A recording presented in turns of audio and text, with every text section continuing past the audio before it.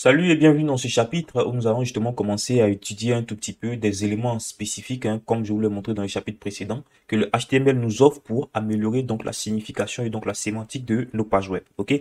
Alors vous devez savoir que de façon générale, voilà, les sites web de façon générale, vu d'un point technique, se ressemblent pratiquement, puisque au niveau de pratiquement tous les sites web, on utilise le langage HTML. Ok? Donc je dirais que de façon originelle, voilà, les sites web se ressemblent un tout petit peu. Mais il est important de savoir que de façon même visuelle, je pourrais dire que les sites se ressemblent. En général, lorsque vous allez sur un site, vous allez toujours rencontrer au moins un menu, ok, qui se présente tout en haut, qui permet facilement de naviguer entre les pages. Vous allez parfois rencontrer des bannières, ok.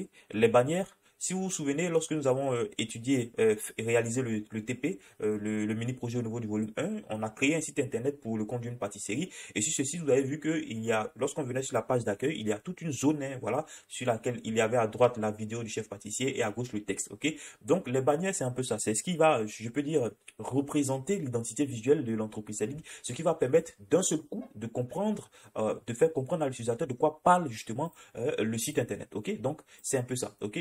Les bannières permettent de représenter l'identité visuelle du site internet et de comprendre d'un seul coup ce que on veut dire au niveau du site internet à notre utilisateur.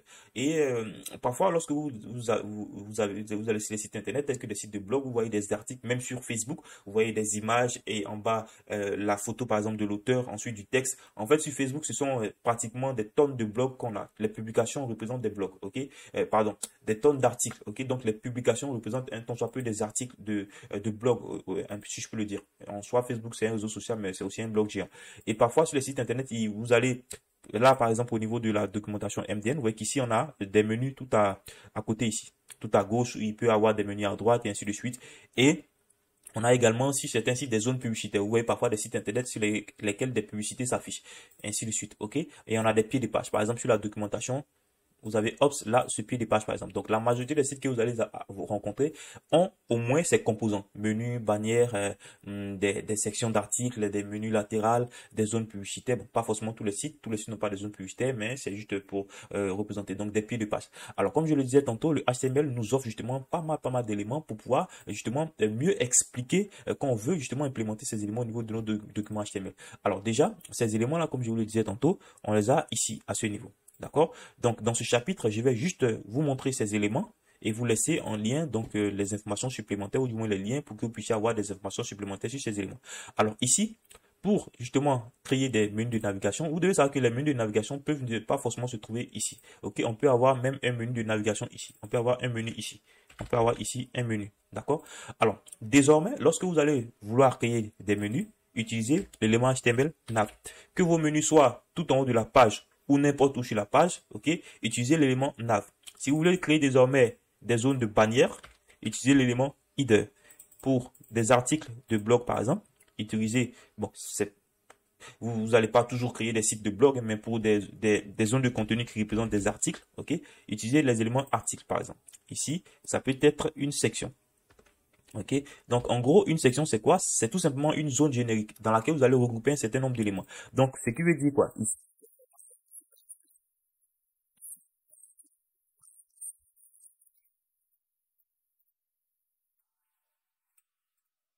Un article là,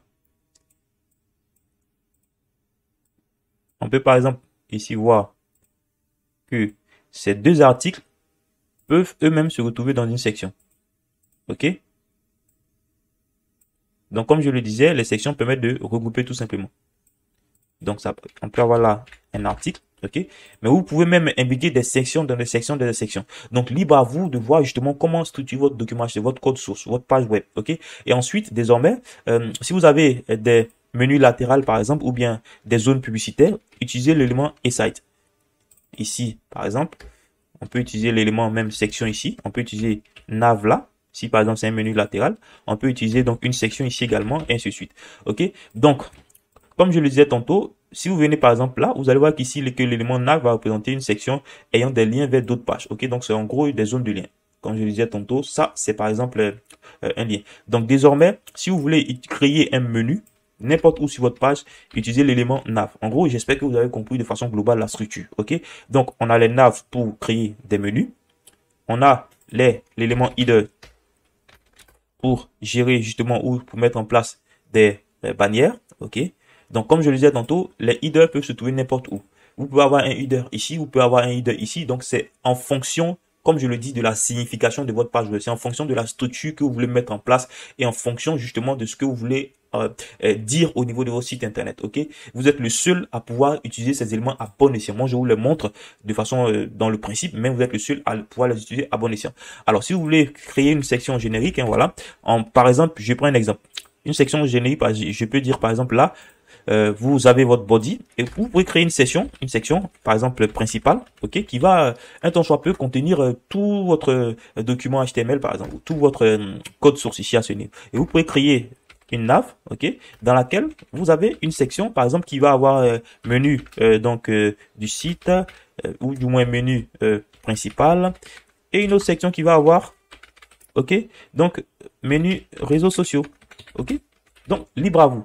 Et dans cette section même, vous pouvez utiliser par exemple une nav, par exemple ici. Pour dire que dans cette section, on a une nav. Ok, donc ces éléments sont véritablement imbricables. D'accord? Donc ne vous dites pas qu'il faut forcément de façon stricte les utiliser comme leur nom l'indique, mais il faut savoir que ces éléments sont imbricables et peuvent être utilisés n'importe où. Ok, ce sont juste des éléments génériques qui permettent de mieux structurer. Alors, on a également l'élément donc article, comme je le disais tantôt, qui permet par exemple, si vous avez au niveau des articles, au niveau de votre site, du contenu qui représente des articles, ok, vous pouvez avoir ça par exemple. Ok, donc ça peut être intéressant. Alors, l'autre élément site, il est assez intéressant. Le site, c'est tout simplement un élément que vous pouvez utiliser si vous devez présenter des informations qui ne viennent pas forcément de votre site, par exemple des flux RSS ou par exemple des publicités sur des publicités Google par exemple, ok. Donc le principe c'est quoi? Les éléments site, c'est vrai, ils font partie intégrante du contenu de votre site web, mais le flux d'informations qui se trouve au niveau d'un élément site ne vient pas forcément de votre site internet. Par exemple, des publicités, en général, viennent des régies telles que les moteurs, tels que Google, par exemple, ok? Donc, c'est vrai que même si vous avez une publicité sur votre site internet, cela va s'afficher dans le flux principal de votre document HTML, mais le flux de contenu qui vient de cet élément site-là, ou du moins qui vient de cet élément-là, n'est pas forcément généré par votre site. Donc, pour de tels contenus tels que des publicités ou du moins des flux RSS, tout ce qui est contenu externe, vous pouvez justement utiliser l'élément site, ok. On a également l'élément footer, comme je le disais tantôt, qui permet justement de représenter les pieds de page, ok. Donc si vous avez un pied de page, vous pouvez justement le mettre dans le footer. Donc on va dire que c'est quelque chose comme ça. Donc header, on va dire maintenant on a section par exemple contenu, content, et ensuite par exemple ici on a par exemple le footer de votre site internet. D'accord? Donc, j'espère que vous comprenez. Comme je le disais, il n'y a pas de formule spécifique pour pouvoir utiliser ces éléments. Moi, je vous les montre tout simplement, mais libre à vous de bien les utiliser. Alors, il y a un autre élément assez intéressant que je dois vous montrer au niveau des formules. C'est l'élément filset. Il va vous permettre justement, voilà, d'améliorer également un tout petit peu la sémantique au niveau de votre page web. Ok? Ça permet par exemple de pouvoir regrouper de façon assez correcte vos formulaires. Imaginons que vous créez un formulaire qui a différentes zones. Par exemple, une zone qui demande le nom les informations personnelles, après une zone qui demande les informations professionnelles, après une zone qui demande tel type d'information. Vous pouvez utiliser les éléments filset pour justement catégoriser par exemple vos formulaires. Ok, ça permet d'améliorer la sémantique également. Alors comme je le disais tantôt, ces éléments sont imbricables les uns les autres. Vous pouvez utiliser un header dans une section dans un header, une section dans un footer et vice versa. Donc c'est véritablement libre à vous de faire bon usage de ces éléments. Mais vous devez savoir que ces éléments existent pour justement améliorer le sens de nos pages web. Un moteur de recherche qui vient par exemple sur un site qui utilise ces éléments va mieux comprendre cette page web. Il va savoir par exemple que là c'est un menu, là c'est une en-tête, là c'est un header, là c'est un footer et ainsi de suite. Et en fonction de ça, il va classer donc les informations donc par niveau d'importance par exemple au niveau de vos pages web.